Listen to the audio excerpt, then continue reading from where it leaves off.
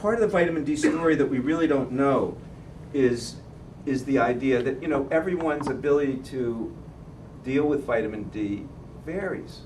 And it varies because vitamin D works in many different ways, and there's vitamin D receptors that are varied. And we can have genetic variations in those receptors that may make us more vulnerable to a clinical insufficiency, or a subclinical insufficiency, even though the blood levels, quote, normal. And until we start to understand that, we won't be able to fine-tune the recommendation to every individual, which is why maybe some people need higher doses and others can get away with lower amounts. This is just a general, say you wanted to do something every day that might help direct you away from trouble. This is a smoothie I take. And it keeps me going till about 11:30 when I get brutally hungry and irritable. But we have all these products, and for those who want to stay, I can go through what's in them.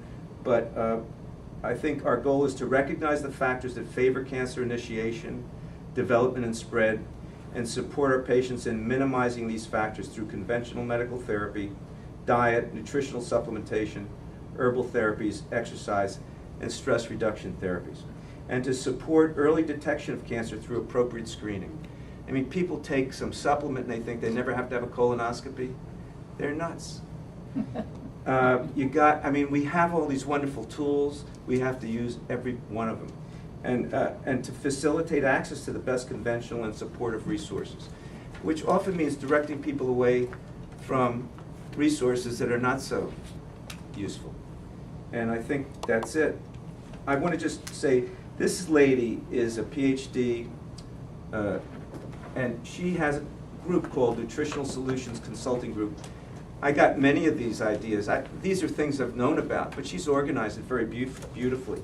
And she has a group of people with glioblastoma multiforme, a really dangerous and terrible brain cancer. And she has demonstrated that when you work with this type of a program, time to disease progression is greatly extended. Now, if you had a drug that could do what she does with her nutritional programs, it would be patented and it would be worth millions. But it isn't used instead of conventional therapy, but she's worked with people with brain cancer and other cancers, and I think she's a great resource for people to do phone consultations, etc.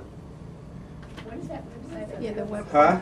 What's the website? Oh, www.nutritional, then -solutions.net. I never met her. I only heard her lecture, but I have to say I think she's done an amazing job, and she has a lot of good information on her website. And then, sort of the group of people I've learned a lot from are the group at the Mederi Foundation. They're a group of non-physicians. They're herbalists and nutritionists. The knowledge they have of conventional cancer therapy, the science of early detection and management, and how to use conventional radiation and chemo is totally remarkable to me, because it's greater than any non-oncologist I've ever met. But they have a way of really integrating these things in a way that I think is very useful and supportive to my patients. And so they're another group I generally recommend without hesitation as being honest brokers. Okay. Okay. All right. Well, she's been